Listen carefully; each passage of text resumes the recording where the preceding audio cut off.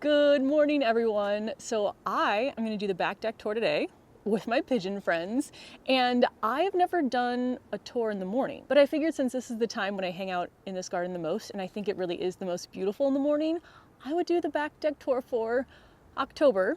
I still feel sad every time I say that, in the morning. So I think it's like 7:30 right now. I was out here about an hour earlier, just kind of sitting and relaxing, but now I'm going to tour you around the back deck. So if you missed the front deck tour, I will link that down below for October.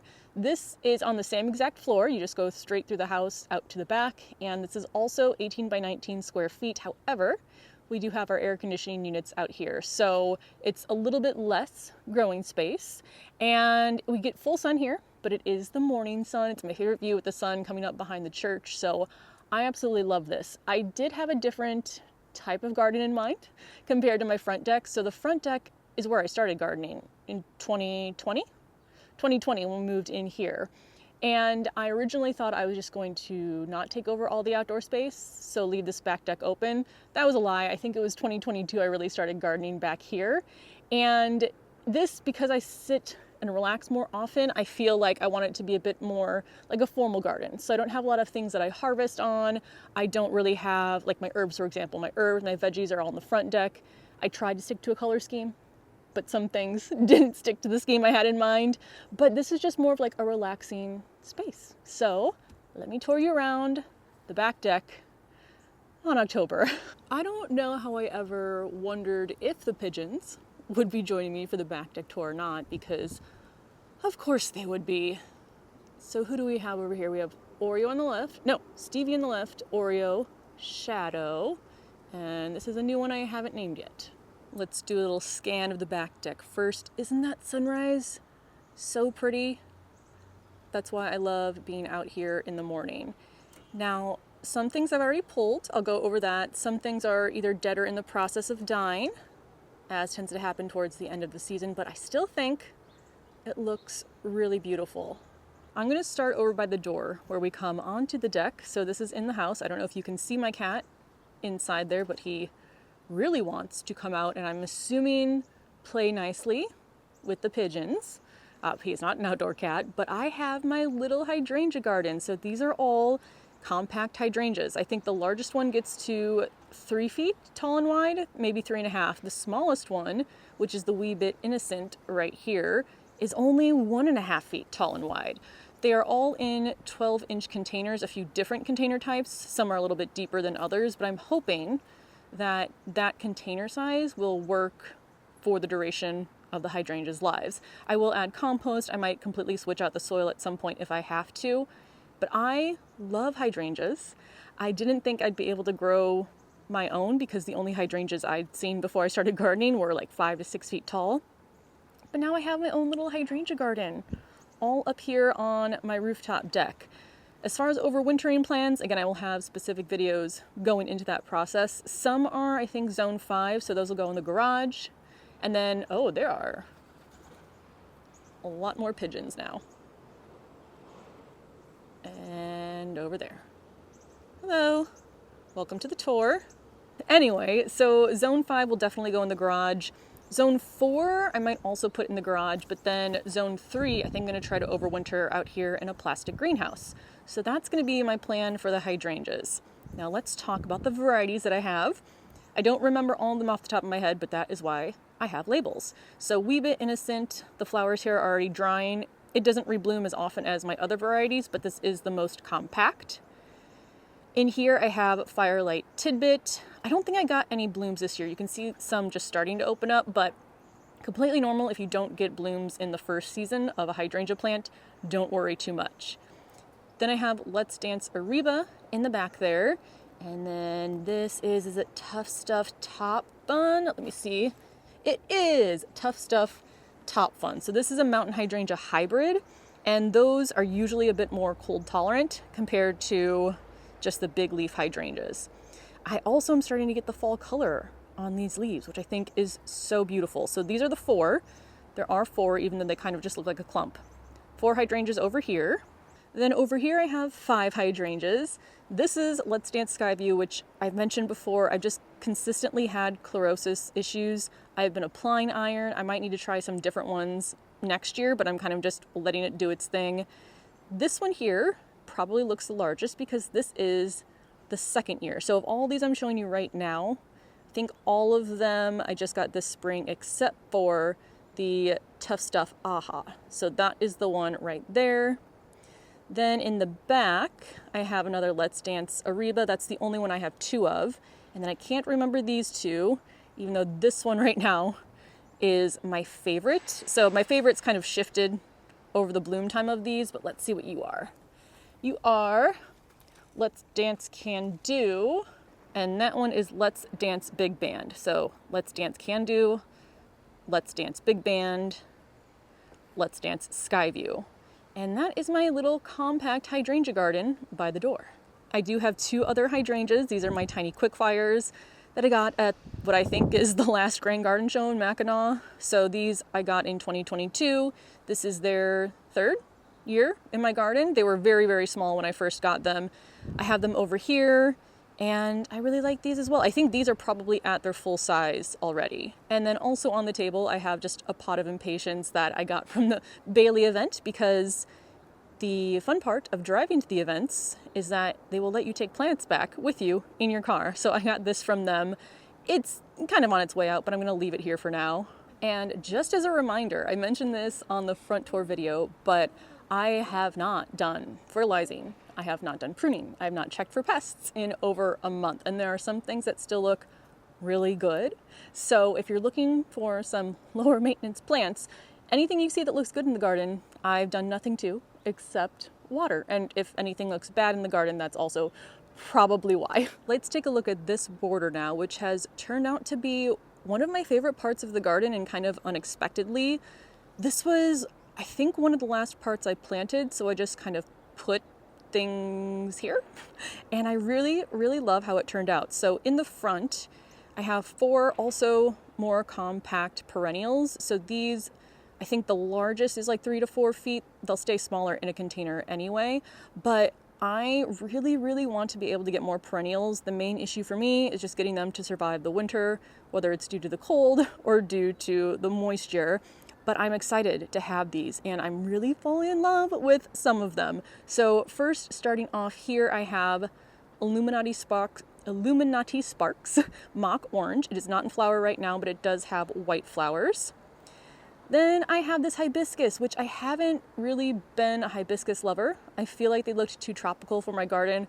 I feel the same way about elephant ears, but this one is it campfire marshmallow? No. That's the Bidens. This is cookies and cream, because it has the dark leaves and then also has white flowers, which none are open right now. But I think the darker color foliage with a white flower makes it look not as tropical. And one thing I want to do back here is I want to add more of the purple foliage flowers, because I just really, really love it. I love how that color looks. Over here then, I have the Scentlandia Sweet Spire, which I have fallen completely in love with. I think when I first planted it, I was like, it's pretty. It also has white flowers, not right now, but the fall color it is turning. So those darker leaves, I think that's beautiful. So I'm planning to put these out here on the back deck next year. Then I have my bubbly wine Weigella, which Weigella, again, was a shrub that I loved, but I didn't think I could fit in my garden. This is also 3 to 4 feet at maturity. It does have hot pink flowers, which I love, but I like the combination of the darker foliage and the foliage that has some of that lime green color. So that might be the color scheme I kind of trend towards. And I'm also falling in love with white flowers. So let's talk about this guy right here. I have this also on the front deck. I am growing so many more next year because I love it so much. But this is, again, the Coconut Appeal Black-Eyed Susan Vine, or Thumbergia. Now I have 2 in a pot here. 12-inch pot, 19-inch cage. The other one in the front deck is climbing up my flower cart, so it's much more vertical, but I also love how this just kind of looks like a flowering shrub right now. So I really, really love it. As the weather has been cooling down, it's been blooming even more than when we had the 90-degree heat days. So Like I said, I think I'm replacing all of my Morning Glory with this. The only thing, so this is from Proven Winners, and from people that have grown Proven Winners and non-Proven Winners Sunbergia, they have said that this blooms a lot more. I know they have yellow, I know they have orange. I don't think they have pink, so that is what I'm also going to be on the hunt for. But I'm definitely getting this one, and then if there is a pink variety, I will be getting that one as well. Now let's talk about what's behind it, which is more plants that I've absolutely fallen in love with. My main one is the Angelonia, so the pink one there. And then that is the Angel Face Cascade Pink. Again, have not fertilized, have not pruned, have not done anything. And it's basically looked like this the whole entire season. I am 100% for sure adding more next year. I like the habit of it because it kind of fills out vertical space, but also horizontal space. I am 100% growing this again and more colors next year. Then I have some begonias mixed in, which have kind of been taken over, I think, a lot by the Angelonia. But here I have blush rose there and there. So it is definitely more of a bluey pink color, and the leaves are also more of a bluish green color. Now I do have Selenia apricot elsewhere, which I might be able to show you better, but it should also be tucked somewhere in here. I'm learning which plants can go together and which plants can't. I don't think I see Selenia apricot right now, but you'll see it in other parts of the garden. And if you ignore the empty bucket, I love how that's turned out. So this little wall here has to come out if they ever have to do any maintenance to the air conditioning units. So I need to make sure anything here small enough that I can move or wheel around just in case. So I can't put anything like permanent, or for example, an elevated bed here that would be too large to move. But I think this has worked out really nicely. Now let's head over to the back border. There are 3 elevated beds. They are shorter. I think they're only 17 inches tall. You cannot see them, which is always the goal. And then there are pots in front. There are grow bags in between the 3 elevated beds with my dahlias.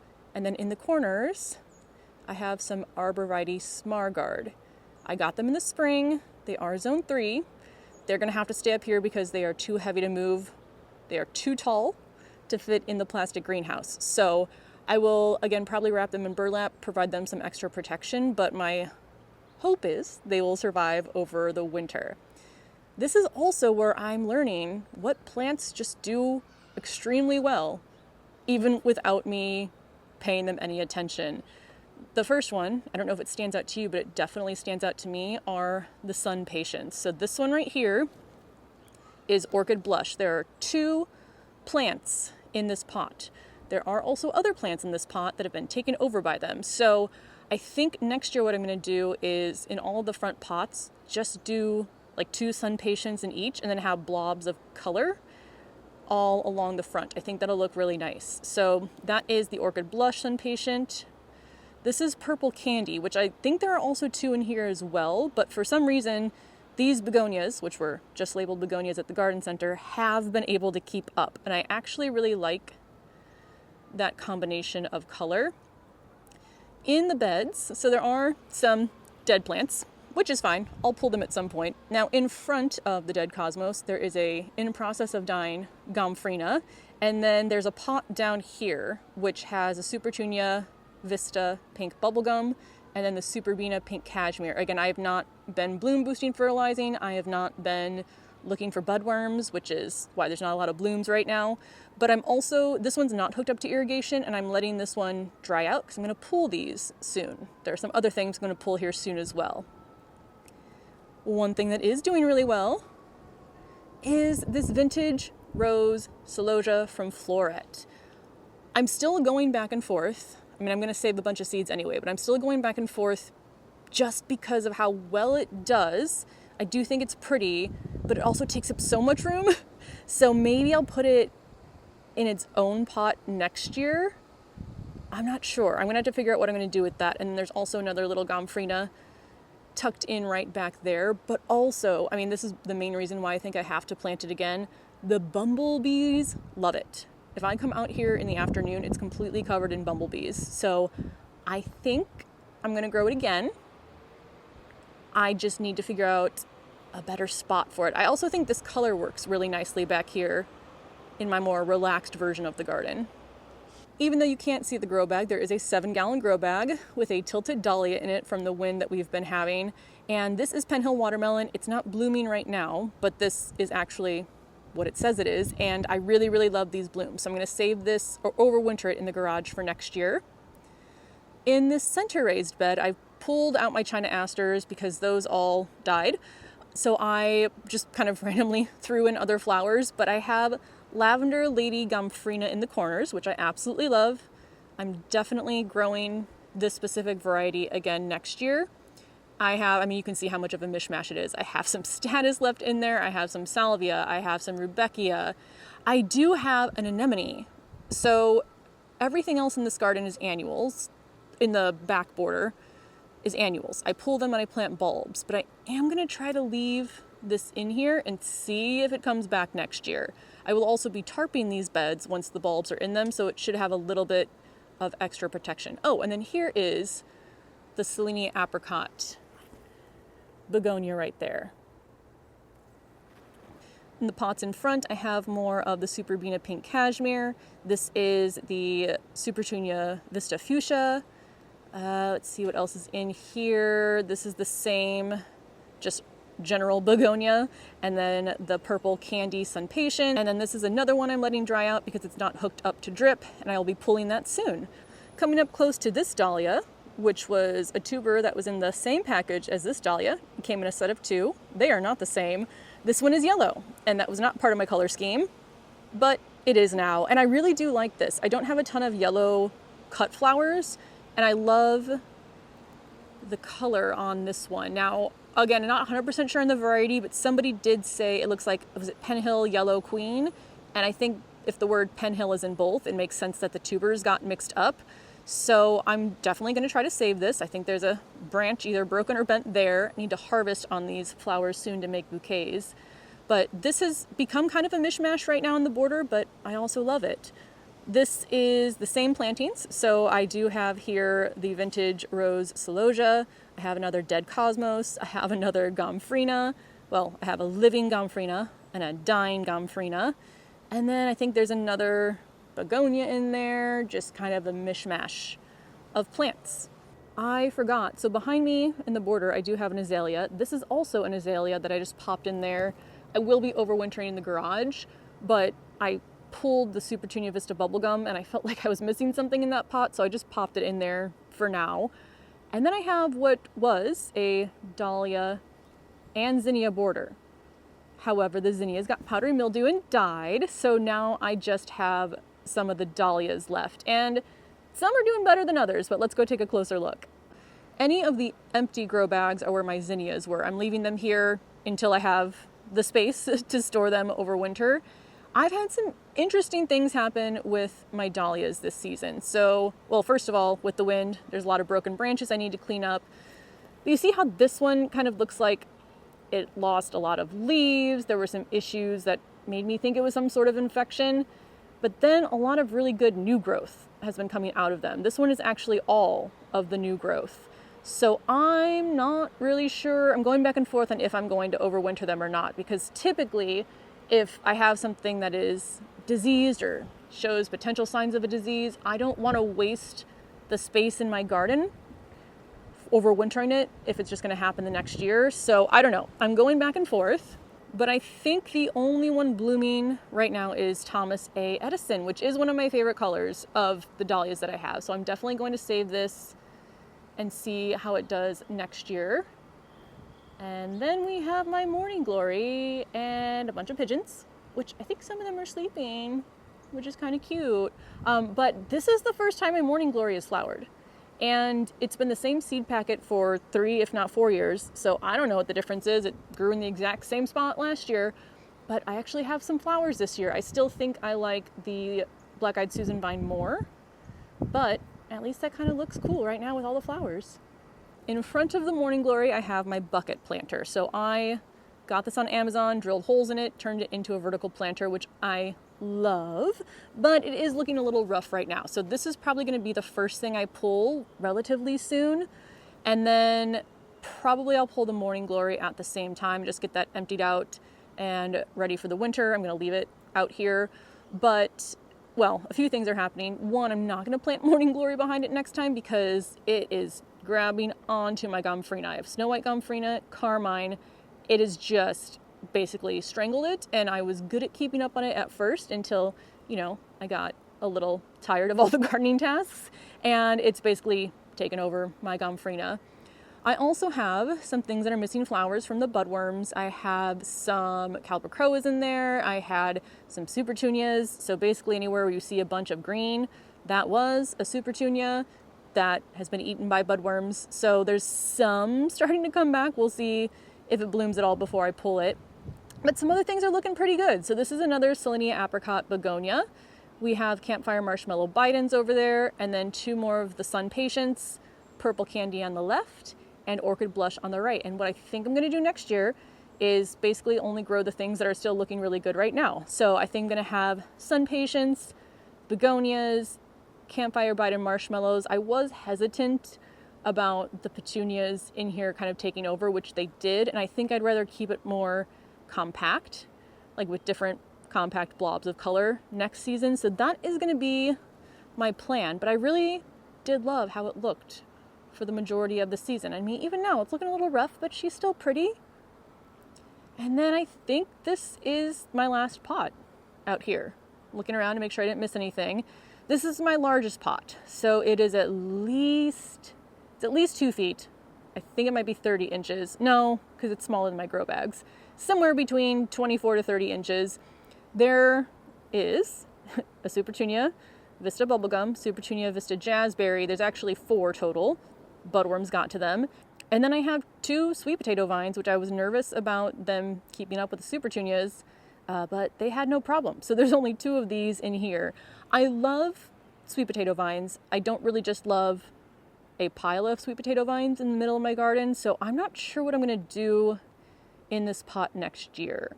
I was maybe thinking another shrub, but the reason why there is no more beach plum tree in this pot, which was what was in here originally, is because it did not survive the winter left out here in the deck, because this pot is so large. I can't move it into the garage. Whatever is in here will likely be too tall to go in the greenhouse, so it'd have to be something that can survive out here on its own. But again, I also liked having a shorter plant here, because last year the beach plum was maybe this tall and it kind of blocked off the space. I like this height, so I don't know. I'm going to try to figure out what I'm going to do here next year. Maybe just a whole pile of Sun Patience would look pretty. So that is everything on my back deck garden. Next month, so November, I'll probably combine decks together because I'm assuming there's not going to be much left, so I can make a more contained video.